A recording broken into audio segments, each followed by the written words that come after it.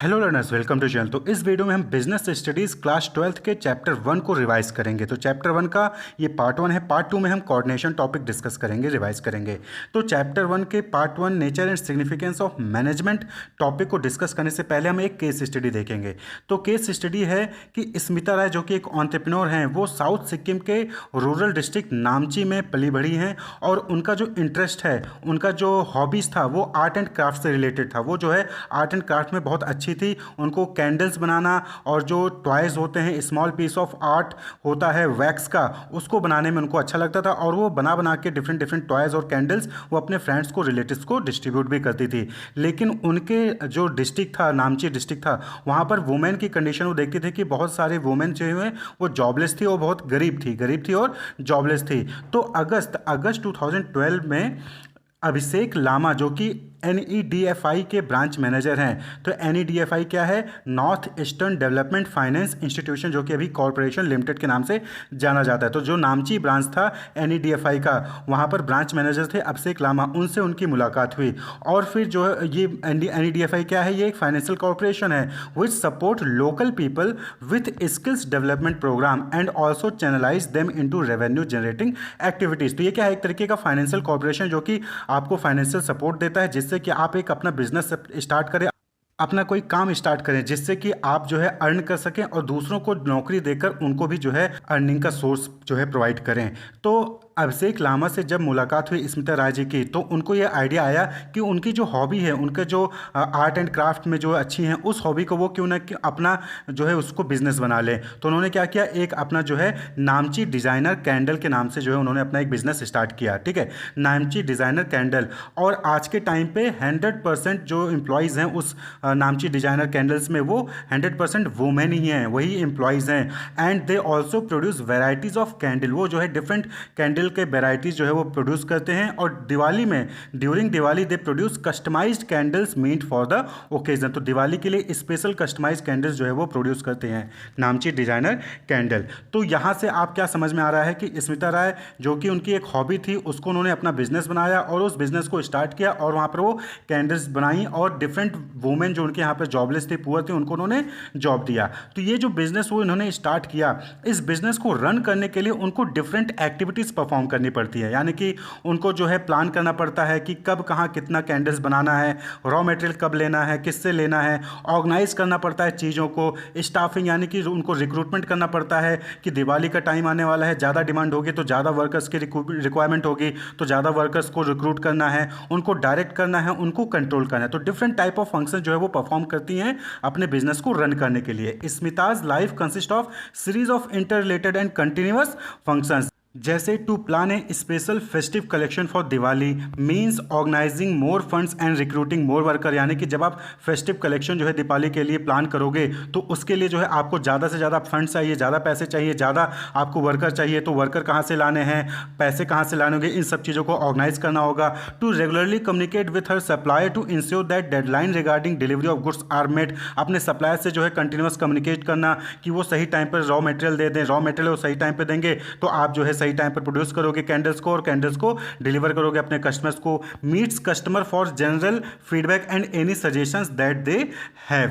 तो जो है कस्टमर से मिलना, उनसे जो है जनरल फीडबैक लेना, और अगर वो उनका कोई सजेशन है, कोई कंप्लेन है, तो उसको जो है कंसीडर करना, उसके हिसाब से फिर जो है फर्दर कोई चेंजेस लाना अपने कैंडल्स की डिज़ाइन में या फिर कोई और चीज़ में चेंजेस लाना है, तो वो फीडबैक के हिसाब से करते हैं। तो यानी कि डिफरेंट एक्टिविटीज़ जो है वो परफॉर्म किया जाता है बिजनेस को रन करने के लिए, बिजनेस को मैनेज करने के लिए। तो यही जो डिफरेंट एक्टिविटीज़ परफॉर्म करते हैं, डिफरेंट फंक्शन जो परफॉर्म करता है एक मैनेजर, वही चीज़ मैनेजमेंट कहलाती है। तो मैनेजमेंट मतलब क्या हो गया? टू हैंडल, यानी कि आप अपने बिजनेस को हैंडल कर रहे हो, अपने बिजनेस को डील कर रहे हो, जिससे वो सक्सेसफुली अपने ऑब्जेक्टिव को अचीव कर सके। किसी भी ऑर्गेनाइजेशन का मेन मोटिव क्या होता है कि ज़्यादा से ज़्यादा प्रॉफिट अर्न करना, ज़्यादा से ज़्यादा सेल्स को इंक्रीज करना। तो यही चीज़ होता है। तो इस ऑर्गेनाइजेशन के ऑब्जेक्टिव को अचीव करने के लिए जो डिफरेंट फंक्शंस परफॉर्म किए जाते हैं, उसी को हम मैनेजमेंट कहते हैं।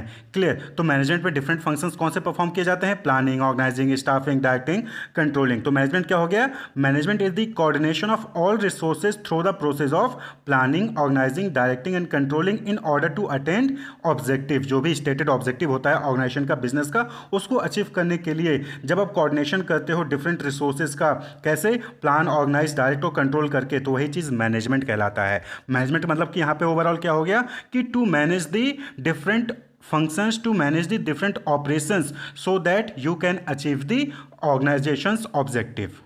So in general language we can say that management is the process of dealing with or controlling things or people, यानी कि चीज़ों को कंट्रोल करना, चीज़ों से डील करना सही तरीके से, या फिर पीपल, लोगों से डील करना, लोगों को कंट्रोल करना, जिससे कि वो सही तरीके से इफेक्टिव और एफिशिएंटली जो है वर्क को कंप्लीट कर सकें, उसी को मैनेजमेंट कहते हैं। डेली लाइफ में आपने देखा होगा कि हम अपने घर को, फैमिली को, वर्क को, shopping, saving, pocket money, purchasing, vegetable, managing social life, यानी बहुत सारी चीज़ें हम डेली लाइफ में चीज़ों को मैनेज कर रहे होते हैं। सिमिलरली बिजनेस में हम सप्लायर को, मैनेजिंग प्रोडक्शन को, एम्प्लॉयज़ को, इंफ्रास्ट्रक्चर को, फाइनेंस को हम मैनेज करते हैं। तो बिजनेस के टर्म्स में इसी चीज़ों को मैनेजमेंट कहलाता है, यानी कि जो डिफरेंट बिजनेस फंक्शंस हैं, बिजनेस में जो लोग इन्वॉल्व हैं, उनको मैनेज करना इफेक्टिवली, एफिशिएंटली, वही चीज़ मैनेजमेंट कहलाता है। डेफिनेशन देखिए मैनेजमेंट का, तो ट्रेडिशनल डेफिनेशन की बात करें तो पुराने समय पे जो मैनेजमेंट की डेफिनेशन दी गई थी वो थी कि management is defined as an art of getting things और वर्क डन थ्रू अदर्स। तो मैरी पार्कर फॉलेट, इन्होंने ये डेफिनेशन दी थी मैनेजमेंट की। तो पुराने टाइम पे क्या होता था कि लोगों से काम करवा लो, वही मैनेजमेंट है। जो लोगों से अच्छे से काम कर लेगा, जो लोगों को कंट्रोल करके अपना काम करवा लेगा, वो अच्छा मैनेजर है। तो ये ट्रेडिशनल डेफिनेशन थी, पुराना टाइम का डेफिनेशन था। लेकिन अब जो है मैनेजमेंट की डेफिनेशन चेंज हो चुकी है। अब क्या है कि अब जो है सभी इंप्लॉयज़ को, सभी पीपल को अपने राइट्स, ड्यूटीज़ पता है। तो अब आपको उनको एक ऐसा इन्वायरमेंट देना पड़ेगा जहाँ पे वो अच्छे से काम कर सकें, अच्छे से अपने वर्क को कंप्लीट कर सकें। तो मॉडर्न डेफिनेशन क्या है? That is management is the creation and maintenance of an internal environment in an enterprise where individuals working in groups can perform efficiently and effectively towards the achievement of group goal. तो जो organisation का गोल है, जिसको हम group गोल कहते हैं, उसको achieve करने के लिए जब आप ऑर्गेनाइजेशन, यानी कि जो मैनेजर है वो ऑर्गेनाइजेशन के अंदर जो इन्वायरमेंट है, जिसको हम इंटरनल इन्वायरमेंट कहते हैं, ऑर्गेनाइजेशन का इन्वायरमेंट, वहाँ पर जो इंडिविजुअल्स काम कर रहे हैं ग्रुप में, उनको आप जो है एक ऐसा अच्छा इन्वायरमेंट क्रिएट करते हैं, आप एक अच्छा ऐसा इन्वायरमेंट मेंटेन रखते हैं जिसमें वो एफिशिएंटली और इफेक्टिवली परफॉर्म कर सकें, जिससे कि जो ऑर्गेनाइजेशन का गोल है वो अचीव हो सके, उसी को मैनेजमेंट कहा जाता है। तो मैनेजमेंट कहने का मतलब एक ऐसा इन्वायरमेंट क्रिएट करना जहाँ पर जो इंडिविजुअल्स हैं, जो एम्प्लॉयज़ हैं, वो अच्छे से वर्क को परफॉर्म कर सकें। तो दैट इज मैनेजमेंट। ये definition Harold Koontz and Weihrich ने दिया गया था। अब यहाँ पर आप जो है डिफिनेशन में दो वर्ड देख रहे हैं, इफेक्टिवनेस एंड एफिशिएंसी। तो जो इफेक्टिवनेस है वो एंड रिजल्ट से कंसर्न रखता है, concern with and result. Effectiveness का मतलब होता है कि राइट थिंग करना, सही चीज करना, ठीक है। इफेक्टिवनेस यानी कि आपको बोला गया है कि ये मोबाइल जो है इस डिस्क्रिप्शन के अकॉर्डिंग बनाना है, तो आपने उसी डिस्क्रिप्शन के अकॉर्डिंग मोबाइल को डेवलप किया है। तो यानी कि डूइंग राइट थिंग, सही काम करना ही इफेक्टिवनेस कहलाता है। Completion of task on time, आपको कहा गया कि रात को 10 बजे तक जो है आपको ये काम कंप्लीट कर लेना है, तो आपने रात को 10 बजे तक वो काम कंप्लीट कर लिया, तो वो इफेक्टिवनेस कहलाता है। Doing the right thing, completion of task on time. तो इफेक्टिवनेस, जब एम्प्लॉय, उनको जो भी टास्क दिया गया है वो अपने टाइम पे और सही तरीके से टास्क को कंप्लीट करते हैं, तो वो इफेक्टिवनेस कहलाती है। वहीं पर एफिशिएंसी का मतलब क्या हो गया? Efficiency concern with the using less resources and getting maximum output, यानी कि कम रिसोर्सेज में जब एम्प्लॉय ज़्यादा आउटपुट देते हैं तो उसको एफिशिएंसी कहा जाता है। आपने देखा होगा कि एक बाइक है जो 1 लीटर पेट्रोल में 10 किलोमीटर जा रही है, वहीं पर एक बाइक है जो कि 1 लीटर पेट्रोल में 60 किलोमीटर का एवरेज दे रही है। यानी कि एफिशिएंसी किसकी ज़्यादा अच्छी होगी? जो कम रिसोर्सेज में ज़्यादा आउटपुट दे रहा है, यानी कि कम ऑयल में, कम पेट्रोल में ज़्यादा डिस्टेंस कवर कर रहा है। तो एफिशिएंसी का मतलब क्या हो गया कि using less resources and getting maximum output, यानी कि ऑप्टिमम यूटिलाइजेशन ऑफ रिसोर्सेज। जो रिसोर्सेज है उसका आप ऑप्टिमम यूटिलाइजेशन कर रहे हो, उसका मैक्सिमम यूटिलाइजेशन कर रहे हो, जिससे कि आपको मैक्सिमम आउटपुट वहाँ पर मिल रहा है। यानी कि completion of task with minimum cost. जब आप राइट थिंक करते हो, सही काम करते हो और समय पे काम को खत्म करते हो, तो वो इफेक्टिवनेस। जब आप कम खर्चे में काम को करते हो तो वो एफिशिएंसी कहलाता है। तो होप आपको क्लियर हुआ कि मैनेजमेंट क्या है। Management is the creation and maintenance of internal environment within organization where individuals working in groups can perform efficiently and effectively towards the achievement of group goals। यानी कि management में आप resources को, आप human resources को, आप finance को, आप मार्केटिंग को, सारी एक्टिविटीज़ को मैनेज करते हो जिससे कि जो ऑर्गेनाइजेशन का गोल है वो इफेक्टिवली और एफिशिएंटली अचीव हो सके। नेक्स्ट टॉपिक है कैरेक्टरिस्टिक्स ऑफ मैनेजमेंट। तो डेफिनेशन से ही और मीनिंग से ही अभी आप जो है डिफरेंट कैरेक्टरिस्टिक्स को पॉइंट आउट कर सकते हैं। तो सबसे पहला कैरेक्टरिस्टिक्स क्या हो जाएगा मैनेजमेंट का, कि management is a goal oriented process. यानी कि मैनेजमेंट क्यों करते हैं, जिससे कि जो ऑर्गेनाइजेशन का गोल है उसको अचीव किया जा सके। Management unites the effort of different individuals in the organisation towards achieving organisational goal. भाई मैनेजमेंट का मेन मोटिव यही होता है कि वो जो है जो ऑर्गेनाइजेशन का गोल है उसको अचीव कर सके। इसीलिए तो हम रिसोर्सेज को, ह्यूमन रिसोर्सेज को, एम्प्लॉय को मैनेज कर रहे हैं जिससे कि जो ऑर्गेनाइजेशन का गोल है वो अचीव हो सके। क्लियर। नेक्स्ट है management is all pervasive. All pervasive का मतलब कि ये यूनिवर्सल है। यानी कि ये आप नहीं कह सकते हो कि मार्केटिंग डिपार्टमेंट में मैनेजमेंट चाहिए और एचआर डिपार्टमेंट में मैनेजमेंट नहीं चाहिए, नहीं। या फिर आप ये नहीं कर सकते हो कि हॉस्पिटैलिटी इंडस्ट्री में मैनेजमेंट का चाहिए और आईटी इंडस्ट्री में मैनेजमेंट नहीं चाहिए, ऐसा नहीं है। यूनिवर्सल है। हर ऑर्गेनाइजेशन, किसी भी टाइप का ऑर्गेनाइजेशन हो, कोई भी कंट्री हो, वहां पर मैनेजमेंट की रिक्वायरमेंट होती है। तो मैनेजमेंट इज ऑल परवेसिव यानी कि ये यूनिवर्सल है। हर जगह मैनेजमेंट की रिक्वायरमेंट होती है, चाहे आप घर पे हो, चाहे आप स्कूल में हो, चाहे आप ऑफिस में हो। नेक्स्ट है management is multi dimensional. Multi dimensional कहने का मतलब यहाँ पर ये है कि बहुत सारे पार्ट्स होते हैं मैनेजमेंट में। जैसे आप मैनेजमेंट में सिर्फ जो है लोगों को, यानी कि जो पीपल हैं उन्हीं को आप मैनेज नहीं करते हो, बल्कि वहाँ पर वर्क को मैनेज करते हो कि किसको कितना काम देना है, लोगों को मैनेज करते हो, एम्प्लॉय को, रिसोर्स को मैनेज करते हो कि किसको कौन सा मशीनरी देना है, किसको कौन सा लैपटॉप देना है, किसको कौन सी गाड़ी देनी है। ऑपरेशंस को मैनेज करते हो कि कौन सी एक्टिविटी पहले होगी, कौन सी एक्टिविटी बाद में होगी। इन सभी चीज़ों को यहाँ पर, यानी कि मैनेजमेंट में बहुत सारी चीज़ों को मैनेज किया जाता है, तो ये मल्टी डायमेंशनल होता है। नेक्स्ट कैरेक्टरिस्टिक्स है management is a continuous process. Continuous process यानी कि ये नहीं कि आपने एक बार मैनेज कर लिया उसके बाद बात खत्म, नहीं, ये कंटिन्यूअस प्रोसेस है। अलग अलग डिपार्टमेंट में सेम टाइम पे डिफरेंट मैनेजमेंट एक्टिविटीज परफॉर्म की जा रही होती हैं। तो different management functions perform simultaneously all the time. तो यानी कि सेम टाइम पे डिफरेंट मैनेजमेंट फंक्शंस परफॉर्म किए जाते हैं और ये कंटिन्यूअस बेसिस पे होता है। यानी कि planning, organising, staffing, directing, controlling, ये सारे फंक्शंस जो है आप सभी टाइम पे हमेशा परफॉर्म कर रहे होते हैं। नेक्स्ट है management is a group activity. जैसा कि आपको बताया कि जो ऑर्गेनाइजेशन में इंडिविजुअल्स होते हैं वो एक साथ मिलकर ग्रुप गोल को अचीव करने की कोशिश करते हैं इफेक्टिवली, एफिशिएंटली। तो ये क्या है, ये ग्रुप एक्टिविटी, यानी कि आप अकेले मैनेज नहीं कर सकते हो, आपको लोगों की रिक्वायरमेंट होती है। आप लोगों को मैनेज करोगे, लोग आपके साथ कोऑर्डिनेट करेंगे। नेक्स्ट है management is a dynamic function. Dynamic function means कि इन्वायरमेंट के साथ जो है चीज़ें बदलती रहती हैं। ऑर्गेनाइजेशन का जो ऑब्जेक्टिव है वो चेंज होगा, एम्प्लॉय का ऑब्जेक्टिव है वो चेंज होगा, एम्प्लॉय की परफॉर्मेंस, एम्प्लॉय की स्किल्स वो चेंज होगी, ट्रेनिंग उनकी चेंज होगी, मशीनरी चेंज होगी, टेक्नोलॉजी चेंज होगी। तो उसको देखते हुए जो मैनेजमेंट है वो भी चेंज होता है। तो management is a dynamic function, यानी कि ये ऐसा फिक्स नहीं है कि आज जिस तरीके से मैनेज कर रहे हो आगे आने वाले साल में भी उसी तरीके से मैनेज करोगे, नहीं, मैनेजमेंट भी चेंज हो जाएगा, मैनेजमेंट का स्टाइल चेंज हो जाएगा। आज आप जो है डांट डपट कर जो है मैनेज कर रहे हो, आगे चल के आपको कोऑर्डिनेट करके वहां पर उनको मैनेज करना पड़ेगा। तो management is a dynamic function. Next है management is an intangible force. Management is an intangible यानी कि ना दिखने वाला। तो मैनेजमेंट कैसा है, ना दिखने वाला फोर्स है, यानी कि आप मैनेजमेंट को देख नहीं सकते हो लेकिन हाँ उसको महसूस कर सकते हो कि चीज़ें ऑर्गेनाइज वे में हैं, चीज़ें मैनेज की जा रही हैं। It can not be seen but its presence can be felt in the way the organization function. तो ऑर्गेनाइजेशन किस तरीके से काम कर रहा है उसके बेसिस पे आप पता कर सकते हो कि वहाँ पे मैनेजमेंट है या फिर मैनेजमेंट नहीं है। जहाँ पे सारी चीज़ें क्योस में हैं, जहाँ पे सारी चीज़ें डिस्टर्ब हैं, वहाँ पे मैनेजमेंट नहीं है। जहाँ पे सारी चीज़ें सिस्टमैटिक तरीके से हो रही हैं वहाँ पर मैनेजमेंट है। तो मैनेजमेंट क्या है, एक इंटेंजिबल फोर्स है। तो ये जो है 7 इंपॉर्टेंट कैरेक्टरिस्टिक्स है मैनेजमेंट के। वहीं पे बहुत सारे बुक्स में आपको अलग अलग कैरेक्टरिस्टिक्स देखने को मिलेंगी, जैसे कि universal, process, art and science, distinct entity, creative work, need at all level, group effort, purposeful, intangible force, profession, economic organ, social process. तो इनमें से बहुत सारे जो कैरेक्टरिस्टिक्स हैं हमने ऑलरेडी पीछे डिस्कस कर लिए हैं। और आर्ट एंड साइंस और जो प्रोफेशन है ये टॉपिक अलग सेपरेट टॉपिक है जो कि आगे हम डिस्कस करेंगे। तो कैरेक्टरिस्टिक्स ऑफ मैनेजमेंट आप जो है इसको भी लिख सकते हैं। तो इसको अगर शॉर्ट फॉर्म में याद करना हो तो आप इसको याद कर सकते हैं यूपैट सीएनजी पाइप्स।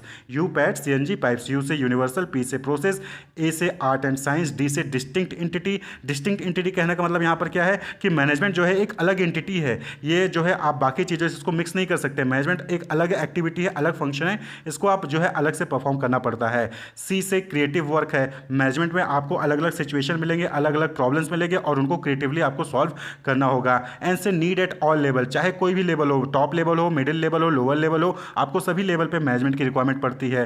क्लियर। जी यानी कि ग्रुप एफर्ट हमने डिस्कस कर लिया। पी से पर्पसफुल, मैनेजमेंट का पर्पस होता है, ये ऑर्गेनाइजेशन के ग्रुप गोल को अचीव करने के लिए मैनेजमेंट किया जाता है। आई से इंटेंजिबल फोर्स है, पी से प्रोफेशन है, ई से इकोनॉमिक ऑर्गन है, यानी कि मैनेजमेंट की वजह से इकोनॉमी जो है वो ग्रो करती है, चाहे वो ऑर्गेनाइजेशन लेवल पे बात करें चाहे नेशनल लेवल पे बात करें। वहीं पर एस यानी कि ये सोशल प्रोसेस है, मैनेजमेंट अच्छा होगा तो जो सोसाइटी है उसको जो है अच्छा प्रोडक्ट अच्छे प्राइस पर मिलेगा और साथ ही साथ जो एम्प्लॉय है उनको भी अच्छा खासा रेम्यूनरेशन वहाँ पर मिलता है और ऑर्गेनाइजेशन भी ग्रो करती है। तो ये जो है कैरेक्टरिस्टिक्स ऑफ मैनेजमेंट होते हैं।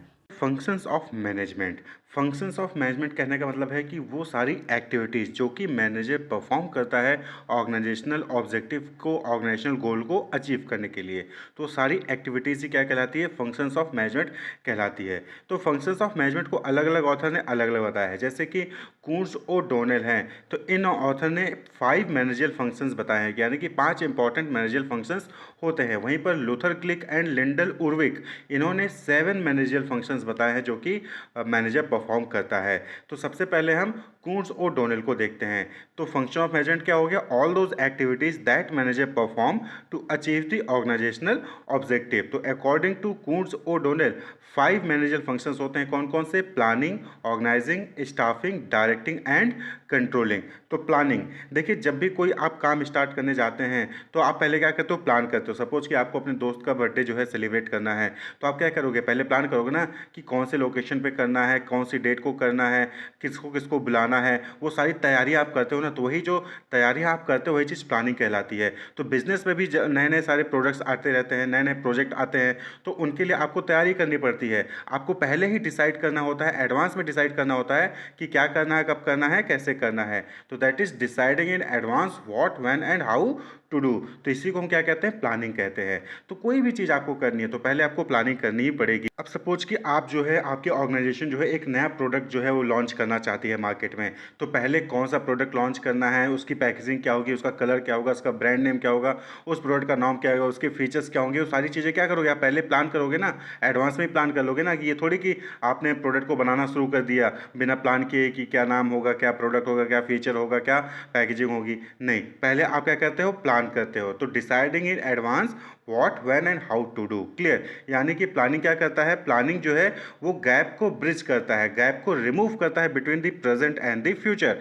फ्यूचर में यानी कि नेक्स्ट ईयर हो सकता है, आपने प्लान किया था कि नेक्स्ट ईयर हम एक नया प्रोडक्ट लॉन्च करेंगे, तो आप उसकी तैयारी आज प्रेजेंट में करोगे कि उस प्रोडक्ट का नाम क्या होगा, उस प्रोडक्ट का फीचर क्या होगा, उसके प्रोडक्ट का कलर क्या होगा, पैकेजिंग कैसी होगी, वो सारी चीज़ें आज आप जो है डिसाइड करते हो एडवांस में। यानी कि प्रेजेंट में आपने प्लानिंग की है जिससे कि फ्यूचर का जो गोल है वो अचीव हो सके। यानी कि प्रेजेंट और फ्यूचर के बीच में जो गैप है उसको रिमूव करता है, उसको ब्रिज करता है प्लानिंग। क्लियर। नेक्स्ट है ऑर्गेनाइजिंग। अब आपने प्लानिंग तो कर ली कि क्या चीज़ बनानी है, कौन सा प्रोडक्ट बनाना है, उसमें क्या फीचर्स होंगे, क्या कलरिंग होगी, पैकेजिंग होगी, वो सारी चीज़ें आपने जो है प्लान कर ली। अब क्या है, उस प्लान को जो आपने प्लान किया है उसको अचीव करने के लिए आप चीज़ों को ऑर्गेनाइज करोगे, चीज़ों को ऑर्गेनाइज करोगे। आप क्या करोगे कि जो भी डिफरेंट एक्टिविटीज़ हैं उसको आइडेंटिफाई करोगे, यानी कि उस प्रोडक्ट को बनाने के लिए, लॉन्च करने के लिए जो भी डिफरेंट एक्टिविटीज़ परफॉर्म करनी है उसको आइडेंटिफाई करोगे और जो सिमिलर एक्टिविटीज़ है उसको ग्रुप करोगे। क्लियर। कि मार्केटिंग की एक्टिविटीज़ को एक साइड कर दिया, फाइनेंस की एक्टिविटी को एक साइड कर दिया, एचआर वाले एक्टिविटीज़ को अलग कर दिया। तो आपने क्या किया, ग्रुपिंग ऑफ सिमिलर एक्टिविटीज़। उस प्लान को अचीव करने के लिए जो भी एक्टिविटीज़ परफॉर्म करनी है उसको आइडेंटिफाई करके आप जो है उसको ग्रुपिंग कर दोगे, यानी कि सिमिलर नेचर के टास्क को एक साथ कर दोगे, दूसरे नेचर के टास्क को दूसरे को पास कर दोगे। अब भाई सेल्स वाला काम है तो सेल्स का अलग करोगे, और मार्केटिंग जो है फाइनेंस का काम है तो फाइनेंस के काम को अलग करोगे। दोनों को एक साथ नहीं कर सकते हो कि जो सेल्स वाला काम कर रहा है वही फाइनेंस वाला भी काम कर रहा है, नहीं, सेल्स और फाइनेंस दोनों ही डिफरेंट एक्टिविटीज़ हैं। क्लियर। इसी तरीके से जब आपने एक्टिविटीज़ को आइडेंटिफाई कर लिया, उसको ग्रुप कर दिया सिमिलर एक्टिविटीज़ को, अब जो है ड्यूटीज़ असाइन करिए कि कौन क्या करेगा, कौन क्या करेगा। फाइनेंस मैनेजर है तो उसकी क्या रिस्पॉन्सिबिलिटीज़ होंगी, एचआर मैनेजर है तो उसकी क्या रिस्पॉन्सिबिलिटीज़ होंगी, और जो प्रोडक्ट को बना रहा है प्रोडक्शन मैनेजर है उसकी क्या रिस्पॉन्सिबिलिटीज़ होगी। तो ड्यूटीज़ को असाइन करिए। क्लियर। ड्यूटीज़ को असाइन किया, यानी कि अब आप क्या करो, चीज़ों को ऑर्गेनाइज कर रहे हो जिससे कि लोगों को पता रहे कि जब भी जो एम्प्लॉय आएगा उसको ये पता रहेगा कि उसको क्या काम करना है। नहीं तो बहुत बार होता है कि आप तो पहुँच जाते हो लेकिन आपको यही नहीं पता कि आपको करना क्या है। तो ये चीज़ ना हो, इसलिए आप पहले से ही उस चीज़ों को ऑर्गेनाइज करके रख देते हो। तो दैट इज असाइन ड्यूटीज। जैसे कि आप एग्जामिनेशन हॉल में एग्जामिनेशन देने जाते हैं तो वहाँ पर क्या होता है कि आपके सीट पर रोल नंबर पेस्ट कर दिया जाता है, जिससे कि आप आसानी से अपनी सीट पर जाकर बैठें और अपना एग्जामिनेशन दे सकें। क्लियर। तो असाइनिंग ड्यूटीज़ इसी तरीके से ऑर्गेनाइजेशन में भी जो है डिफरेंट जो पोजीशंस होते हैं उनकी ड्यूटीज़ को वहाँ पर बता दिया जाता है, जिससे उनको पता रहे कि उनको क्या काम करना है, जिससे वो एफिशिएंटली और इफेक्टिवली अपने काम को परफॉर्म कर सकें। Then establishing authority and responsibility relationship, यानी कि अब वहाँ पर आपको जो है अथॉरिटी और रिस्पॉन्सिबिलिटी रिलेशनशिप को भी डेवलप करना होगा कि कौन किसका सुपीरियर होगा, कौन किसका बॉस होगा, कौन किसके अंडर काम करेगा, कौन किसको रिपोर्ट करेगा। ये सारी चीज़ें जो है वहाँ पर आप इस्टेब्लिश करते हो किसमें, ऑर्गेनाइजिंग में। Clear. And then allocating resources to carry the plan, भाई आपने जो है सिमिलर एक्टिविटीज़ को ग्रुप कर दिया, ड्यूटी असाइन कर दी, अथॉरिटी एंड रिस्पॉन्सिबिलिटी रिलेशनशिप भी बता दिया। अब उसको पावर तो दोगे ना, यानी कि उसको रिसोर्सेज तो दोगे जिसका यूज़ करके जो है वो अपने टास्क को अचीव करेगा, जो भी आपने प्लान किया उसको अचीव करेगा। भाई कोई भी एक्टिविटीज़ है, कोई भी प्रोडक्ट बनाना है तो उसके लिए मशीनरी चाहिए होंगे, लैपटॉप चाहिए होगा, जो है स्टेशनरी चाहिए होंगी। तो इन सारी चीज़ों को, रिसोर्सेज को जो है उनको दीजिए। फंड्स की रिक्वायरमेंट होगी तो वो भी जो है उनको प्रोवाइड करिए। तो एलोकेट रिसोर्सेज, यानी कि फंड्स है तो फाइनेंस डिपार्टमेंट को आपने दे दिया, मशीनरी है तो प्रोडक्शन डिपार्टमेंट को दे दिया, एडवर्टीजमेंट से रिलेटेड कोई मटेरियल्स है तो आपने मार्केटिंग डिपार्टमेंट को दे दिया। तो रिसोर्सेज को एलोकेट करिए। क्लियर। तो आपने प्लान कर लिया कि क्या अचीव करना है, ऑर्गेनाइज कर लिया कैसे अचीव करना है, क्या क्या चीज़ें रिक्वायरमेंट होगी उनको आपने अरेंज कर लिया। अब जो है नेक्स्ट काम क्या है, that is staffing. Next function क्या है, स्टाफिंग। अब आपने चीज़ों को ऑर्गेनाइज कर लिया, अब जो प्लान आपने किया है उसको अचीव करने के लिए, उसको परफॉर्म करने के लिए आपको एम्प्लॉय की रिक्वायरमेंट होगी, जिसको हम ह्यूमन रिसोर्स कहते हैं। क्लियर। तो एम्प्लॉय की रिक्वायरमेंट होगी, ह्यूमन रिसोर्स की रिक्वायरमेंट होगी, तो स्टाफिंग अगला फंक्शन होता है। स्टाफिंग का मतलब क्या हो गया, finding the right people to perform the right job. सही पर्सन को फाइंड करना जिससे कि आपके यहाँ पे जो भी जॉब है उसको वो सही से परफॉर्म कर सके। तो यहाँ पर हम क्या कहते हैं, सबसे पहले human resource planning. Human resource planning का मतलब क्या हो गया कि आपके ऑर्गेनाइजेशन में कौन कौन सी जॉब पोजीशंस हैं और उसके लिए कितने लोगों की रिक्वायरमेंट है, वो सारी चीज़ें आप प्लानिंग करते हो। ठीक है। देन रिक्रूटमेंट एंड सिलेक्शन, यानी कि आप एडवर्टीजमेंट निकालते हो। आपने देखा होगा न्यूज़पेपर में, वेबसाइट पे जो है एडवर्टीजमेंट आता है कि इनके यहाँ पर ये मार्केटिंग की पोजीशन खाली है, फाइनेंस हेड की पोजीशन खाली है। तो एडवर्टीजमेंट निकाला जाता है, अटैच किया जाता है, डिफरेंट लोगों को उनसे रेज्यूमे मंगवाया जाता है। उसके बाद फिर उनका इंटरव्यू होगा, रिटन एग्जामिनेशन होगा, मेडिकल एग्जामिनेशन होगा और फिर सिलेक्शन हो जाता है। सिलेक्शन होने के बाद उनको जो है इंडक्शन होता है, ओरिएंटेशन होता है, ट्रेनिंग एंड डेवलपमेंट प्रोवाइड किया जाता है, जॉब से रिलेटेड कि मशीनरी कैसे चलानी है या फिर ऑर्गेनाइजेशन में काम कैसे होना है उससे रिलेटेड उनको जो है ट्रेनिंग दिया जाता है। फिर उनकी रेम्यूनरेशन की बात होती है कि यानी उनको कितनी सैलरी मिलेगी, कितना पेमेंट मिलेगा, क्या बेनिफिट्स मिलेंगे, monetary benefits, non monetary benefits, वो सारी चीज़ें वहाँ पर जो उनसे उनको बताई जाती है। परफॉर्मेंस अप्रेजल उनका किया जाता है कि जो भी काम उनको दिया गया है क्या वो सही से उसको परफॉर्म कर पा रहे हैं। अगर अच्छा परफॉर्म कर पा रहे हैं तो उनका जो है प्रमोशन भी वहाँ पर होगा। उनके एम्प्लॉयज़ के जो ग्रीवियंसेस होते हैं उनको हैंडल किया जाता है। तो ये सारी चीज़ें स्टाफिंग में इंक्लूड होती हैं। तो स्टाफिंग कहने का मतलब क्या हो गया कि यहाँ पर राइट पीपल को फाइंड करना जिससे कि जो राइट जॉब है वो परफॉर्म कर सके। तो आपके जो भी आपने प्लान किया है उसको अचीव करने के लिए आपको एम्प्लॉय की रिक्वायरमेंट होती है और उस रिक्वायरमेंट को फुलफिल करने के लिए स्टाफिंग का फंक्शन परफॉर्म किया जाता है। अब आपने प्लान कर लिया, चीज़ों को ऑर्गेनाइज कर लिया, एम्प्लॉय को रिक्रूट कर लिया। अब अगला काम क्या है, दैट इज डायरेक्टिंग, यानी कि अब आप यहाँ पर क्या करोगे, अब जो एम्प्लॉय हैं उनको लीड करोगे, उनको इन्फ्लुएंस करोगे, उनको मोटिवेट करोगे कि उनको जो भी टास्क आपने असाइन किया है वो उसको इफेक्टिवली और एफिशिएंटली फुलफिल करें, उसको कंप्लीट करने। भाई एम्प्लॉय को रिक्रूट कर लेना उसके बाद छोड़ देना, एम्प्लॉय अपने आप काम नहीं करेगा, वहाँ पर आपको उनको डायरेक्ट करना पड़ेगा, उनको बताना होगा कि आज आपको ये काम कंप्लीट करना है, आपको जो है ये काम करना है, आपको उनको मोटिवेट करना होगा। क्योंकि सेम टाइप का नेचर जो है, सेम टाइप का जो है काम करते करते जो है एम्प्लॉय जो है वो भी बोर हो जाता है। तो उनको मोटिवेशन की जरूरत होती है, उनको इन्फ्लुएंसिंग की जरूरत होती है, उनको लीड करने की जरूरत होती है कि आज आपको ये करना है, आपको ऐसे करना है, आपको इस तरीके से करना है। तो वहाँ पर उनको गाइडेंस की रिक्वायरमेंट होती है। तो that is directing function. Clear. तो leading, influencing, motivating employ to perform the task assign to them, यानी कि आप उनको डायरेक्ट करोगे कि आपको ये करना है, आपको ये करना है, आपको इस दिन तक ये काम करके देना है।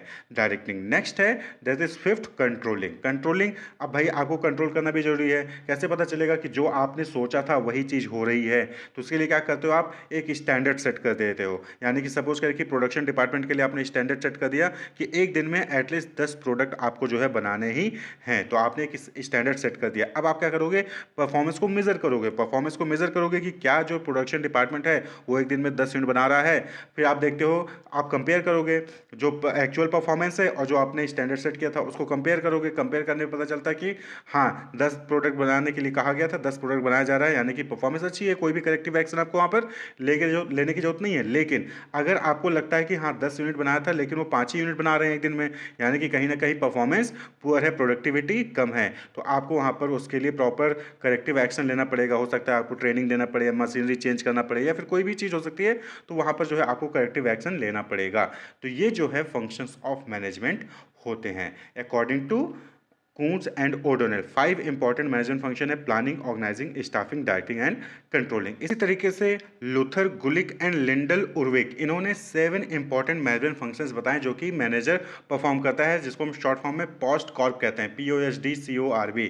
तो इसका फुल फॉर्म क्या होता है? तो पहला प्लानिंग, जो कि हमने डिस्कस कर लिया, ऑर्गेनाइजिंग, स्टाफिंग एंड डायरेक्टिंग, ये तो कॉमन है। नेक्स्ट है यहाँ पर फिफ्थ कोऑर्डिनेटिंग। वहाँ पर क्या था कि डायरेक्टिंग, यहाँ पर क्या है कोऑर्डिनेटिंग, यानी कि आप मिलकर काम करिए। जिसको आप डायरेक्ट कर रहे हो, एम्प्लॉय को मोटिवेट कर रहे हो, लीड कर रहे हो, उनके साथ कोऑर्डिनेट करके आप यहाँ पर काम करिए। डिफरेंट डिफरेंट डिपार्टमेंट हैं, सब डिपार्टमेंट अपने मर्जी से काम करने लग जाएंगे तो जो ऑर्गेनाइजेशन का कॉमन गोल होता है वो अचीव नहीं हो पाएगा। तो सभी डिपार्टमेंट को एक साथ लेकर सभी एम्प्लॉय को मिलकर एक कॉमन ऑब्जेक्टिव के लिए काम करना, that is coordinating. The process of organising people और group so that they work together properly and well. Coordinating ये भी जो है मैनेजर का इंपॉर्टेंट फंक्शन होता है। उसके बाद रिपोर्टिंग। रिपोर्टिंग यानी कि जिसको जो भी रिस्पॉन्सिबिलिटीज दी गई है वो रिस्पॉन्सिबिलिटीज कंप्लीट करके उसकी रिपोर्टिंग, उसकी इंफॉर्मेशन जो है वो अपने बॉस को, अपने सुपीरियर को प्रोवाइड करे। तो रिपोर्टिंग भी बहुत जरूरी है। हमने आपको टास्क दिया, आपने टास्क कंप्लीट कर लिया, लेकिन आप हमें बता ही नहीं रहे हो कि हाँ आपने वो टास्क कंप्लीट कर लिया कि नहीं कर लिया है।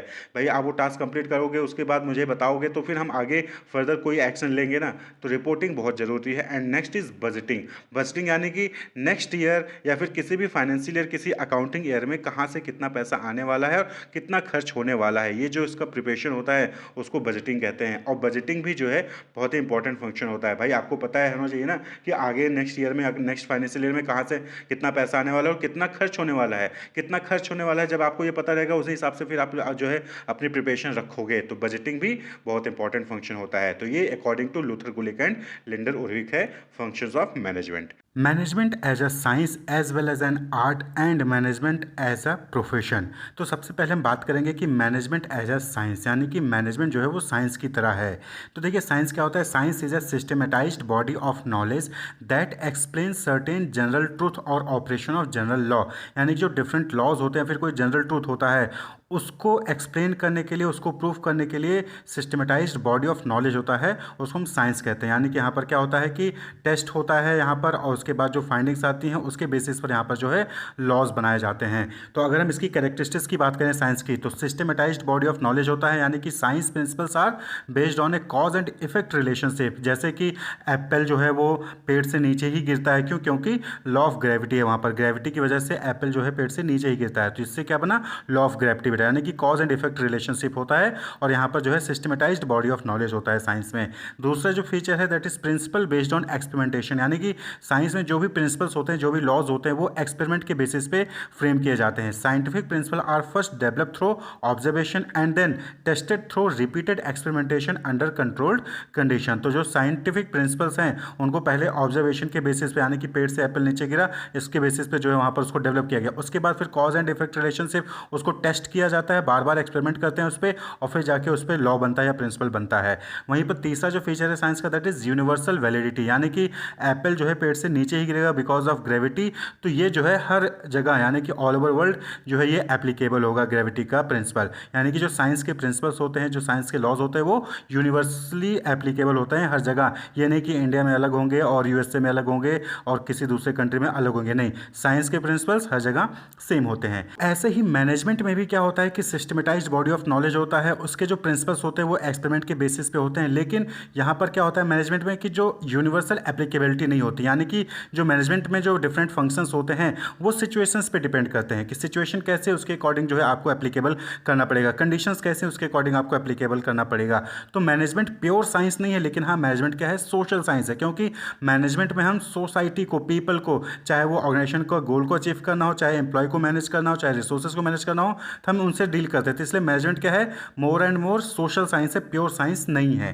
क्लियर। तो मैनेजमेंट एज अ साइंस में देखेंगे तो मैनेजमेंट में भी क्या है, सिस्टमेटाइज्ड बॉडी ऑफ नॉलेज है। यहाँ पर भी बहुत सारे बुक्स हैं, बहुत सारी जर्नल्स हैं, बहुत सारे थ्योरीज हैं, प्रिंसिपल्स हैं जो कि पीरियड ऑफ टाइम में डेवलप किए गए हैं, लगातार कई जगह से ऑब्जर्वेशन किए गए। जो पुराने ऑथर्स थे उन्होंने ऑब्जर्वेशन किया, बहुत सारी ऑर्गेनाइजेशंस में उन्होंने एक्सपेरिमेंट किए, वहाँ पर रिसर्च कंडक्ट किया और उसके बेसिस पे जो प्रिंसिपल्स हैं या फिर जो गाइडलाइंस है वो उन्होंने डेवलप किए हैं। जैसे कि law of demand, law of supply, जो डिफरेंट इकोनॉमिक्स इंडिकेटर हैं, FW टेलर प्रिंसिपल्स हो गए, साइंटिफिक मैनेजमेंट थ्योरी की 14 प्रिंसिपल्स हो गए। तो डिफरेंट जो है यहाँ पर थ्योरी और प्रिंसिपल्स डेवलप किए गए हैं over period of a time through experimentation. तो यहाँ पे भी क्या है, सिस्टमेटाइज बॉडी ऑफ नॉलेज है। आप यहाँ पर डिफरेंट बुक्स जो है स्टडी करते हैं, आप चाहे marketing, finance, HR, different subject से रिलेटेड जो स्ट्रीम है मैनेजमेंट के, उनसे रिलेटेड आप यहाँ पर जो है स्टडी करते हैं। दूसरा है principle based on experimentation. Science में क्या होता है कि जो प्रिंसिपल होते हैं वो एक्सपेरिमेंट पे बेस करते हैं। इसी तरीके से मैनेजमेंट में भी जो भी लॉ, जो भी प्रिंसिपल्स बनाए गए हैं, जो भी थ्योरी बनाई गई हैं, वो भी एक्सपेरिमेंट पे बेस करते हैं। उनमें भी जो है डिफरेंट टाइप के ऑब्जर्वेशन किए गए, रिपीटेड एक्सपेरिमेंट किए गए और उसके बाद जो है ये थ्योरी, ये जो प्रिंसिपल्स हैं मैनेजमेंट में, उनको डेवलप किया गया। Since management deals with human beings and human behaviour, the outcome of these experiments are not capable of being accurately predicted और रेप्लिकेटेड। क्योंकि जो ह्यूमन बींग और ह्यूमन बिहेवियर पे जो है मैनेजमेंट डील करता है, तो ह्यूमन बींग, ह्यूमन बिहेवियर क्या है, ये चेंज होता रहता है। तो इसलिए आप जो है बार बार सेम एक्सपेरिमेंट करेंगे तो सेम रिजल्ट नहीं आएगा। क्यों? क्योंकि मैनेजमेंट जो है प्योर साइंस नहीं है, सोशल साइंस है। जैसे कि साइंटिफिक मैनेजमेंट थ्योरी हो गया, FW टेलर प्रिंसिपल हो गया। वहीं पर बात कर लें यूनिवर्सल वैलिडिटी की, तो मैनेजमेंट जो है प्रोवाइड करता है मैनेजर्स को बहुत सारे स्टैंडर्ड टेक्निक जो कि वो डिफरेंट सिचुएशन में यूज कर सकते हैं, चाहे वो अपनी कंट्री में हो चाहे किसी दूसरे कंट्री में हो। लेकिन हाँ, सभी प्रिंसिपल, सभी लॉज जो है मैनेजमेंट के वो हर जगह एप्लीकेबल नहीं होते हैं। सभी थ्योरी, सभी लॉज जो है वो हर जगह एप्लीकेबल नहीं होते, लेकिन बहुत सारे ऐसे स्टैंडर्ड्स टेक्निक्स हैं जो कि हर जगह एप्लीकेबल होते हैं, डिफरेंट सिचुएशन में उनको यूज किया जा सकता है। These principle are also use for training and development of managers in different area. तो यूनिवर्सल वैलिडिटी भी है, लेकिन सभी चीज़ों का नहीं है। तो इसलिए मैनेजमेंट को हम एज अ साइंस कंसीडर कर सकते हैं। क्यों? क्योंकि ये जो है, जो साइंस की फीचर्स हैं, साइंस की जो कैरेक्टरिस्टिक्स होती है, उनको कहीं ना कहीं फुलफिल करता है, इसलिए management as a science consider किया जाता है। वहीं पर मैनेजमेंट को हम एज एन आर्ट कंसीडर करते हैं। क्लियर। तो आर्ट क्या है? Art is the skilful and personal application of existing knowledge to achieve desired result. आप सभी को पता है कि जो म्यूजिक टोन्स होते हैं, बेसिक नोट्स होते हैं म्यूजिक में, वो 7 होते हैं, लेकिन उन्हीं 7 बेसिक नोट्स को यूज करके कोई पर्सन डिफरेंट म्यूजिक बनाता है, कोई दूसरा पर्सन डिफरेंट म्यूजिक बनाता है। तो ये क्या है? ये उसका स्किल है, उसका पर्सनल एप्लीकेशन है कि जो नॉलेज है, जो 7 म्यूजिक नोट्स हैं, उसके बारे में जानकर वो जो है अपनी स्किल को यूज करके, अपनी क्रिएटिविटी को यूज करके वो डिफरेंट म्यूजिक क्रिएट करता है। तो मैनेजमेंट में क्या होता है कि मैनेजमेंट में भी जो नॉलेज होता है, थ्योरेटिकल नॉलेज होता है, उसका यूज़ करके, उसको स्टडी करके जो मैनेजर्स होते हैं वो डिफरेंट सिचुएशन को कैसे डील करना है, वो अलग अलग तरीके से वो डील करते हैं। आप देखते होंगे कि मैनेजमेंट का स्टाइल अलग अलग, जो मैनेजर्स होते हैं उनका अलग अलग होता है। कोई जो है स्ट्रिक्टली मैनेज करता है, तो कोई जो है कोऑर्डिनेट होकर मैनेज करता है। तो बेसिक फीचर आर्ट की बात करें तो आर्ट के बेसिक फीचर क्या है? पहला कि existing of theoretical knowledge. Art में भी क्या है? वहाँ पर थ्योरेटिकल नॉलेज होता है, चाहे वो dancing, public speaking, acting, music, किसी भी चीज़ को ले लीजिए। तो आर्ट में भी क्या होता है कि वहाँ पर थ्योरेटिकल नॉलेज होता है, उसका पर्सनलाइज एप्लीकेशन होता है, यानी कि आपको दिखा दिया जाएगा, बता दिया जाएगा कि डांस ऐसे करना है, लेकिन अब उस नॉलेज का यूज़ करके आप जो है अलग अलग तरीके से डांस कर सकते हैं। एक्टिंग करनी है तो उसका यूज़ करके आप अलग अलग तरीके से एक्टिंग कर सकते हैं। म्यूजिक में 7 नोट्स के बारे में आपको जानकारी दे दी जाएगी, उसके बाद उस 7 नोट्स का यूज़ करके आप अलग अलग म्यूजिक क्रिएट कर सकते हैं। यानी कि आर्ट में नॉलेज का यूज़ करके अपनी पर्सनल स्किल के बेसिस पे आप डिफरेंट क्रिएटिविटी वहाँ पर प्रोड्यूस कर सकते हैं। क्लियर। तो पर्सनलाइज एप्लीकेशन दूसरा क्या है? पर्सनलाइज एप्लीकेशन होता है आर्ट में, यानी कि नॉलेज का यूज़ करके आप अपने अकॉर्डिंग जो है उसका यूज़ करेंगे उस नॉलेज का। For example, 2 dancer, 2 speaker, 2 actor और 2 writer will always differ in demonstrating their art. Clear. तो आर्ट में क्या होता है कि सबको पता है कि एक्टिंग कैसे करनी है, सबको पता है कि म्यूजिक के कितने नोट्स होते हैं, लेकिन सेम नॉलेज को यूज़ करके 2 डांसर, 2 स्पीकर अलग अलग तरीके से वहाँ पर जो है बोलेंगे या फिर डांसिंग करेंगे या फिर म्यूजिक वहाँ पर क्रिएट करेंगे। तो पर्सनलाइज एप्लीकेशन होता है। आप ये सोचिए कि सेम नॉलेज से दो लोग सेम तरीके से परफॉर्म करेंगे, नहीं, आर्ट में ऐसा नहीं होता है, कहीं ना कहीं आपको डिफरेंसेस देखने को मिल जाएंगे। क्रिकेट के सेम रूल हैं, लेकिन कोई 100 बनाता है, कोई जो है 50 पे, कोई 0 पे आउट हो जाता है, तो वो उनकी स्किल पे जो है डिपेंड करता है। नेक्स्ट है based on practice and creativity. तो आर्ट क्या है, वो आपके प्रैक्टिस और क्रिएटिविटी पे, जितना ज़्यादा प्रैक्टिस करेंगे, जितना ज़्यादा आप क्रिएटिव होंगे, उतना ही अच्छा आपका रिजल्ट जो है वो आता है आर्ट के केस में। तो all music is based on 7 basic notes. Composition of a musician is unique और different because these notes are used in a creative manner by musician. तो सभी को पता है कि 7 नोट्स हैं, लेकिन उन्हीं 7 नोट्स का अगर आप अच्छे से बार बार प्रैक्टिस करोगे तो आप अपनी क्रिएटिविटी का यूज़ करके एक यूनिक म्यूजिक क्रिएट कर सकते हो। यूनिक म्यूजिक क्रिएट करने के लिए बट उसे आप देखते होंगे कि जो म्यूजिक डायरेक्टर होते हैं उनसे उनको डिफरेंट आइडियाज़ कहाँ से मिलते हैं, क्रिएटिविटी कहाँ से आती है उनको गाने को लेकर। वो जो है लगातार बहुत दिनों तक बैठे रहते हैं बंद कमरे में, अलग अलग जो है उसके लिरिक्स को लिख रहे होते हैं, म्यूजिक कैसे होगा उसको डिसाइड कर रहे होते हैं। तो यानी कि आर्ट जो है नॉलेज का जो है पर्सनलाइज एप्लीकेशन होता है और वहाँ पर प्रैक्टिस और क्रिएटिविटी की रिक्वायरमेंट होती है। तो इसी तरीके से अगर आप मैनेजमेंट में देखें तो मैनेजमेंट क्या है, वो भी आर्ट है। क्यों? क्योंकि मैनेजमेंट में भी जो है आप जो एग्जिस्टिंग नॉलेज होता है, थ्योरेटिकल नॉलेज होता है, उसका पर्सनलाइज एप्लीकेशन करते हो, उसका प्रैक्टिस करते हो और अपनी क्रिएटिविटी का यूज़ करके डिफरेंट चीज़ों को हैंडल करते हो ऑर्गेनाइजेशन में। तो management can be said to be an art since it satisfied the following criteria apply. पहला है एग्जिस्टिंग ऑफ थ्योरेटिकल नॉलेज। तो मैनेजमेंट में भी बहुत सारे लिटरेचर अवेलेबल हैं, बहुत सारे बुक्स जर्नल्स अवेलेबल हैं, मार्केटिंग, फाइनेंस, ह्यूमन रिसोर्स, इन सबसे रिलेटेड। तो वहाँ पर जो है यानी कि थ्योरेटिकल नॉलेज मैनेजमेंट में अवेलेबल है। दूसरा है पर्सनलाइज एप्लीकेशन। तो जो मैनेजर होते हैं वो डिफरेंट साइंटिफिक मेथड्स को, जो भी थ्योरेटिकल नॉलेज होता है मैनेजमेंट का, उसको यूज़ करता है किसी भी सिचुएशन से डील करने के लिए, किसी भी इशू या फिर प्रॉब्लम है ऑर्गेनाइजेशन में, उसको यूनिक तरीके से डील करने के लिए इन सभी थ्योरेटिकल नॉलेज का जो कि मैनेजमेंट के हैं उनको वो यूज़ करता है। यानी कि पर्सनलाइज एप्लीकेशन होता है। ये नहीं कि थ्योरी जो मैनेजमेंट के थ्योरेटिकल नॉलेज हैं उसको खाली पढ़ने के लिए नहीं, उसको यूज़ किया जाता है। जो पर्सन होता है, जो मैनेजर होता है, वो अपने अकॉर्डिंग जो है सिचुएशन से डील करने के लिए इन नॉलेज का यूज़ कर सकता है। एंड तीसरा है based on practice and creativity. तो मैनेजर क्या है, मैनेजर भी यहाँ पर डिफरेंट एक्टिविटी में इन्वॉल्व होता है ऑर्गेनाइजेशन में, और डिफरेंट सिचुएशन, डिफरेंट जो है उसके सामने कंडीशंस आती हैं और उन कंडीशन को, उन सिचुएशन को डील करने के लिए वो खुद के थ्योरीज जो है वो डेवलप कर सकता है। मैनेजर्स जो है वो डिफरेंट सिचुएशन को डील करने के लिए खुद के थ्योरीज डेवलप करते हैं, खुद की क्रिएटिविटी का यूज़ करके थ्योरीज डेवलप करते हैं। तो इसी की वजह से डिफरेंट स्टाइल ऑफ मैनेजमेंट जो है वो डेवलप होते हैं। तो बीबीए एमबीए में स्टाइल ऑफ मैनेजमेंट आप पढ़ेंगे वहाँ पर, तो different style of management practice और क्रिएटिविटी की वजह से डेवलप होते हैं। तो यानी कि मैनेजमेंट भी क्या है, वो आर्ट है, क्योंकि मैनेजमेंट में भी नॉलेज है, थ्योरेटिकल नॉलेज है, उसका यूज़ करता है मैनेजर अपनी ऑर्गेनाइजेशन में जो भी सिचुएशन है, जो भी प्रॉब्लम है उसको डील करने के लिए, और जो है वो खुद का थ्योरी जो है डेवलप कर सकते हैं on the basis of practice. यानी कि बार बार जो सेम सिचुएशन को डील करेंगे, रिसर्च करेंगे, तो वो जो है वहाँ पर खुद के थ्योरीज भी डेवलप कर सकते हैं। वहीं पर नेक्स्ट है मैनेजमेंट एज अ प्रोफेशन। देखिए प्रोफेशन क्या होता है, profession is an occupation backed by knowledge and training and to which entry is regulated by a representative body. यानी कि कोई ऐसा ऑक्यूपेशन जिसमें आपको एंटर करना है, जिसमें आपको अगर पार्टिसिपेट करना है, तो वहाँ पर आपके पास नॉलेज होनी चाहिए, आपके पास ट्रेनिंग होनी चाहिए, और वो जो ऑक्यूपेशन है वो जो है एक रिप्रेजेंटेटिव बॉडी द्वारा रेगुलेट किया जाता होगा। जैसे कि आप सीए का एग्जांपल देख दीजिए, तो चार्टर्ड अकाउंटेंट अगर आपको बनना है तो वहाँ पर आपको आईसीएआई जो बॉडी है इसके द्वारा जो एग्जामिनेशन कंडक्ट किया जाता है उसको जो है आपको क्वालिफाई करना होगा, आईसीएआई में आपको रजिस्टर करना होगा, उसका मेंबर बनना होगा, और तभी आप जो है चार्टर्ड अकाउंटेंट प्रैक्टिस कर सकते हैं। और आईसीएआई के बहुत सारे कोड ऑफ कंडक्ट्स होते हैं जिसको आपको फॉलो करने होते हैं। तो इसको क्या कहते हैं, प्रोफेशन कहते हैं। इससे मेडिकल में होता है, आप क्या कहते हैं लॉयर्स में चलिए, बार काउंसिल होता है वहाँ पर। तो अगर हम प्रोफेशन की कैरेक्टरिस्टिक्स की बात करें तो a profession has the following characteristics, well defined body of knowledge. तो नॉलेज यहाँ पर होगा, यानी कि यहाँ पर भी थ्योरेटिकल नॉलेज होगा। All profession are based on a well defined body of knowledge that can be acquire through instructions. यानी कि जो नॉलेज है उसको इंस्ट्रक्शंस के जरिए, टीचिंग के जरिए जो है वहाँ पर एक्वायर किया जा सकता है।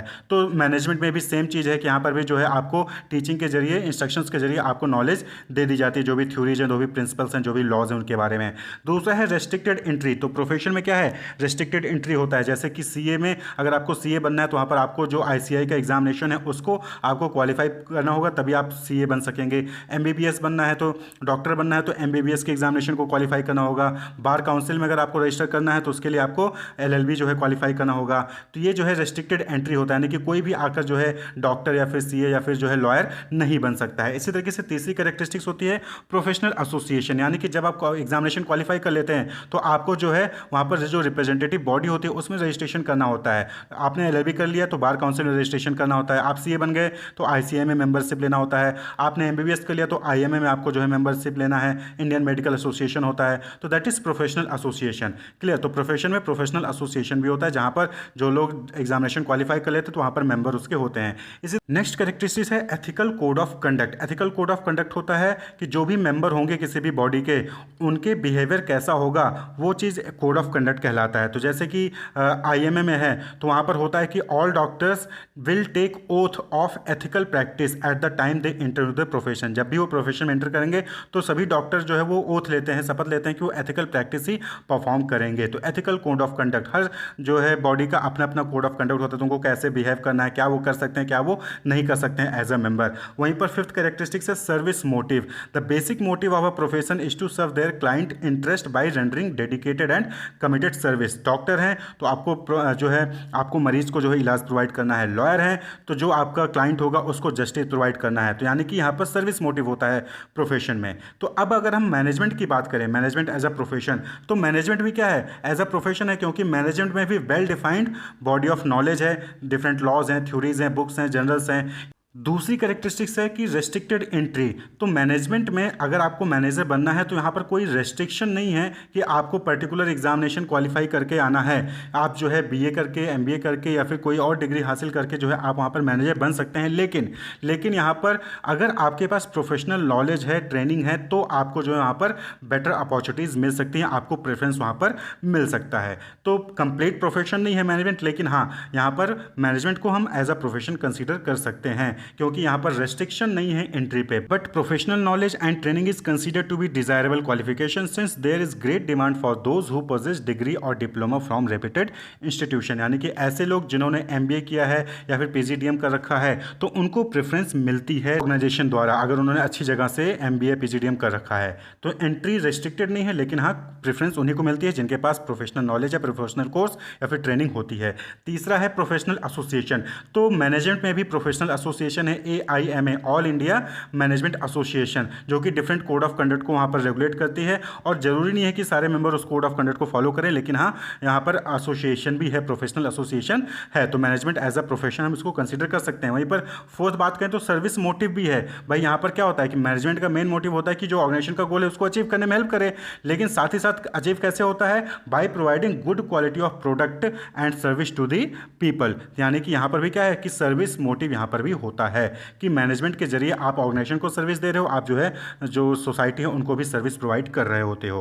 तो इसीलिए हम मैनेजमेंट को एज अ प्रोफेशन कंसीडर कर सकते हैं। तो मैनेजमेंट को एज अ साइंस भी कंसीडर किया जा सकता है, लेकिन प्योर साइंस नहीं। मैनेजमेंट को एज एन आर्ट कंसीडर किया जाता है एंड मैनेजमेंट को एज अ प्रोफेशन भी कंसीडर किया जाता है। नेक्स्ट टॉपिक है ऑब्जेक्टिव ऑफ मैनेजमेंट, यानी कि क्यों हम मैनेजमेंट के different activities, planning, organising, staffing, directing, controlling, इन फंक्शंस को परफॉर्म करते हैं, क्यों हम मैनेज करते हैं।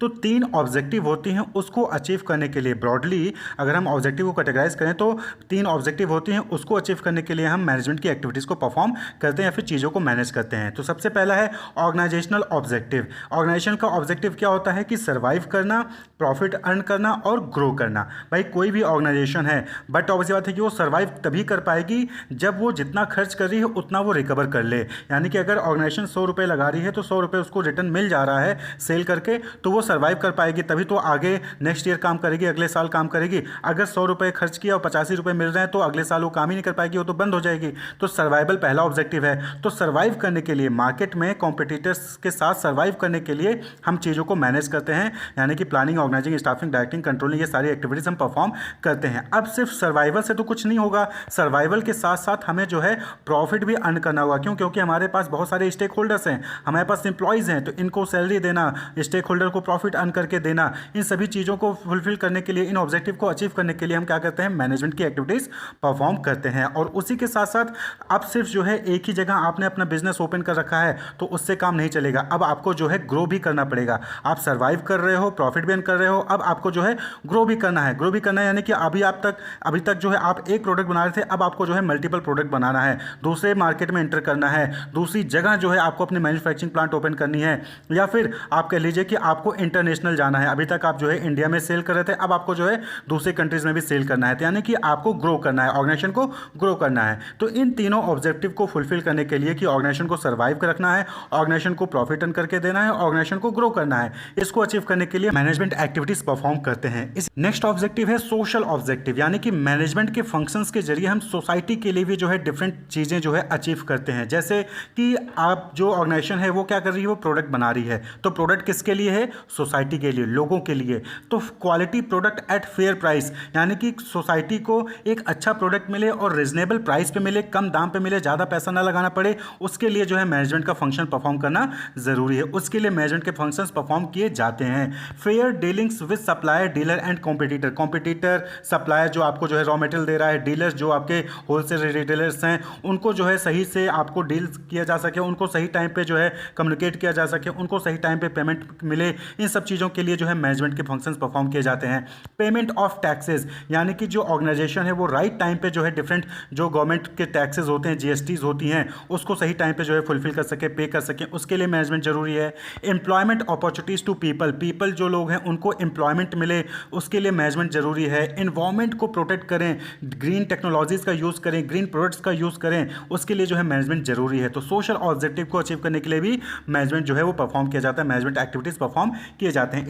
और वहीं पर तीसरा है दैट इज़ पर्सनल ऑब्जेक्टिव, यानी कि जो ऑर्गेनाइजेशन में एम्प्लॉयज़ होते हैं उनकी चीज़ों को, उनके पर्पज़ को फुलफिल करने के लिए डिफरेंट एक्टिविटीज़ परफॉर्म किए जाते हैं मैनेजमेंट के। जैसे कि fair and equitable remuneration to employ को सही और बराबर जो है रेन्यूमरेशन मिल सके उनके पोस्ट के अकॉर्डिंग, उनके क्वालिफिकेशन के अकॉर्डिंग, इसके लिए मैनेजमेंट जरूरी है। गुड वर्किंग कंडीशन, एम्प्लॉय को एक अच्छा वर्किंग कंडीशन मिले जहाँ पर वो इजिली अपनी एक्टिविटीज़ को परफॉर्म कर सके, अपनी परफॉर्मेंस दे सकें, प्रोडक्टिविटी को इंक्रीज कर सकें, ऐसा वर्किंग कंडीशन प्रोवाइड करना वो मैनेजमेंट का ऑब्जेक्टिव होता है। Training and development facilities, employees को प्रॉपर ट्रेनिंग देना, उनको डेवलपमेंट फैसिलिटीज प्रोवाइड करना मैनेजमेंट का ऑब्जेक्टिव होता है। एंड रिकॉग्निशन एंड रिवॉर्ड्स, यानी कि एम्प्लॉय को रिकॉग्नाइज करना, उनकी बेटर परफॉर्मेंस के लिए रिकॉग्नाइज करना, उनको उनकी बेटर परफॉर्मेंस के लिए रिवॉर्ड्स देना, मोटिवेट करना, ये चीज़ जो है मैनेजमेंट का ऑब्जेक्टिव होता है। इसके अलावा भी बहुत सारे ब्रॉडली जो है मैनेजमेंट के ऑब्जेक्टिव हो सकते हैं। तो ब्रॉडली हम 3 कैटेगरी में उसको डिवाइड कर सकते हैं। एक तो ऑर्गेनाइजेशन के लिए, दूसरा जो उसके यहाँ एम्प्लॉयज़ हैं उनके लिए, और तीसरा सोसाइटी के लिए जो है वहाँ पर अच्छे प्रोडक्ट्स, अच्छी क्वालिटी के प्रोडक्ट्स जो है रिजनेबल प्राइस पे जो है वहाँ पर उनको प्रोवाइड करें। तो ये जो है ऑब्जेक्टिव हो गए मैनेजमेंट के। नेक्स्ट टॉपिक है इंपॉर्टेंस ऑफ मैनेजमेंट। मैनेजमेंट का क्या इंपॉर्टेंस है, यानी कि अगर आप सही तरीके से ऑर्गेनाइजेशन को मैनेज करते हैं, एम्प्लॉय को मैनेज करते हैं, तो उसका क्या फ़ायदा होगा। तो सबसे पहली चीज़, management helps in achieving group goal, यानी कि जो ऑर्गेनाइजेशन का गोल होता है कि उसको सर्वाइव करना है, प्रॉफिट अर्न करना है, ग्रो करना है, वो गोल जो है वो अचीव होगा by providing common direction to individual effort. कैसे होगा, जब आप इंडिविजुअल एफर्ट को कॉमन डायरेक्शन प्रोवाइड करोगे, इससे जो ग्रुप, जो अलग अलग इंडिविजुअल हैं वो ग्रुप में मिलकर ऑर्गेनाइजेशन के गोल को अचीव करेंगे। दूसरा है मैनेजमेंट इंक्रीज एफिशिएंसी, यानी कि प्रॉपर तरीके से अगर आप चीज़ों को मैनेज कर रहे हो तो इससे क्या होगा कि जो कॉस्ट है वो कम होगा और जो प्रोडक्टिविटी है वो बढ़ेगी। भाई आप सही टाइम पे डायरेक्शन दे रहे हो, सही टाइम पे प्लानिंग कर रहे हो, सही टाइम पे ऑर्गेनाइज कर रहे हो, फंड्स की रिक्वायरमेंट हो आप जो है उसको फंड्स प्रोवाइड कर रहे हो, रॉ मटेरियल की रिक्वायरमेंट है उसको सही टाइम पे रॉ मटेरियल रिक्वायर कर रहे हो, एम्प्लॉय की रिक्वायरमेंट है सही टाइम पर एम्प्लॉय मिल जा रहा है। यानी कि जब प्रॉपर तरीके से चीज़ों को मैनेज करोगे तो एफिशिएंसी जो है वो, परफॉर्मेंस जो है वो बढ़ेगी, प्रोडक्टिविटी जो है वो बढ़ेगी। तो मैनेजमेंट जो है इसमें हेल्प करता है। Then management creates a dynamic organization, management जो है वो एक डायनेमिक ऑर्गेनाइजेशन क्रिएट करता है। डायनेमिक मींस ऐसी चीज़ जो हमेशा बदलती रहती है। तो देखिए जो एनवायरनमेंट है वहाँ पर हमेशा कुछ ना कुछ चेंजेस होते रहते हैं। जैसे पहले के टाइम पे हम हाथों से जो है बुक एंट्री करते थे, लेकिन आज हम ईआरपी के जरिए एंट्री करते हैं। तो चीज़ें चेंज होती रहती हैं, टेक्नोलॉजी चेंज होता रहता है। तो एनवायरनमेंट में जो भी चेंजेस हो रहा है उसके अकॉर्डिंग जो है आपका ऑर्गेनाइजेशन भी चेंज हो, उसके लिए मैनेजमेंट ज़रूरी होता है। तो मैनेजमेंट के जरिए हम डायनेमिक ऑर्गेनाइजेशन क्रिएट कर सकते हैं जिससे कि हम चेंजिंग एनवायरनमेंट को मीट कर सकें। वहीं पर नेक्स्ट है management helps in achieving personal objective. Management जो है वो पर्सनल ऑब्जेक्टिव, यानी कि जो एम्प्लॉय के ऑब्जेक्टिव होते हैं कि उनको मोटिवेट करना, रेम्यूनरेशन देना, रिकॉग्निशन देना, रिवॉर्ड देना, ये सारे ऑब्जेक्टिव जो है मैनेजमेंट के जरिए ही पॉसिबल होते हैं। And next but not least that is management helps in the development of society. Society को डेवलप करने के लिए मैनेजमेंट हेल्प करता है। भाई आपको जो है क्वालिटी प्रोडक्ट दे रहा है, सोसाइटी को, पीपल को एम्प्लॉयमेंट अपॉर्चुनिटीज़ देते हैं, इन्वायरमेंट को प्रोटेक्ट करते हैं, ग्रो, जीडीपी को ग्रो करते हैं। तो इस तरीके से सोसाइटी को डेवलप करते हैं। टैक्सेस प्रोवाइड करते हैं जिससे कि उस टैक्स का यूज़ करके लोगों के लिए, पीपल के लिए, सोसाइटी के लिए स्कूल, कॉलेज, रोड, ये सारी चीज़ें डेवलप हो रही हैं, बन रही हैं। तो ये जो है इंपॉर्टेंस है मैनेजमेंट का। हम बात कर लें कि लेवल ऑफ मैनेजमेंट, यानी कि मैनेजमेंट में कितने लेवल होते हैं। तो सभी को पता है मोटा मोटी कि 3 लेवल होते हैं, टॉप लेवल, मिडिल लेवल और lower level. Top level management, middle level management और लोअर लेवल मैनेजमेंट। तो टॉप लेवल मैनेजमेंट में कौन आते हैं? Board of directors, chief executives and general manager, ये सब क्या है? टॉप लेवल मैनेजमेंट पे आते हैं। मिडिल लेवल मैनेजमेंट में प्रोडक्शन मैनेजर हो गए, परचेज मैनेजर हो गए, सेल्स मैनेजर हो गए, मार्केटिंग मैनेजर हो गए, पब्लिक रिलेशनशिप मैनेजर हो गए, ये सब किस में आते हैं? मिडिल लेवल मैनेजमेंट में। वहीं पे लोअर लेवल मैनेजमेंट में फोरमैन हो गए, सुपरवाइजर हो गए, सेक्शन ऑफिसर हो गए, सुपरिटेंडेंट हो गए, ये सब किस में आते हैं? लोअर लेवल मैनेजमेंट में। अब हम बात कर ले कि ये फंक्शंस क्या परफॉर्म करते हैं। तो जो टॉप लेवल मैनेजमेंट होता है वो ऑब्जेक्टिव डिटरमाइन करता है, प्लान्स और पॉलिसीज़ को बनाता है, एक्टिविटीज़ को ऑर्गेनाइज करता है, रिसोर्सेज को असेंबल करता है, अप्रेजल परफॉर्मेंस अप्रेजल करता है, लाइजन करता है आउटसाइड वर्ल्ड से, यानी कि अदर कंपनीज और अदर कंट्रीज से जो है वो लाइजन करता है, welfare and survival of organization के लिए काम करता है। मिडिल लेवल की बात करें तो वो interpretation of policies to low level, यानी कि जो लो लेवल के लोग हैं उनको पॉलिसीज़ के बारे में समझाता है, वो ऑर्गेनाइज करता है डिपार्टमेंट की एक्टिविटीज़ को, रिक्रूटमेंट करता है, सिलेक्शन करता है एम्प्लॉयज़ का, मोटिवेट करता है पीपल को कि वो अपना बेस्ट परफॉर्मेंस दें, कंट्रोल करता है और इंस्ट्रक्शंस देता है एम्प्लॉय को। वहीं पे जो लोअर या सुपरवाइजरी लेवल के लोग हैं वो लोग रिप्रेजेंट करते हैं ग्रेवियंस ऑफ वर्कर्स, यानी जो वर्कर की ग्रेवियंस होते हैं उनको रिप्रेजेंट करते हैं मिडिल लेवल और टॉप लेवल को। एक गुड वर्किंग कंडीशन डेवलप करते हैं, सेफ्टी का ध्यान रखते हैं वर्कर्स का, helping middle level in recruitment selection, या रिक्रूटमेंट सिलेक्शन में मिडिल लेवल की मदद करते हैं, welcoming suggestion of workers, workers से सजेशंस लेके जो है मिडिल लेवल और टॉप लेवल तक पहुंचाते हैं, क्वालिटी स्टैंडर्ड को मेंटेन करते हैं और मोरल ऑफ वर्कर को बूस्ट करते हैं। तो ये कुछ एक्टिविटीज़ है या फंक्शंस हैं जो अलग अलग लेवल पे परफॉर्म किए जाते हैं।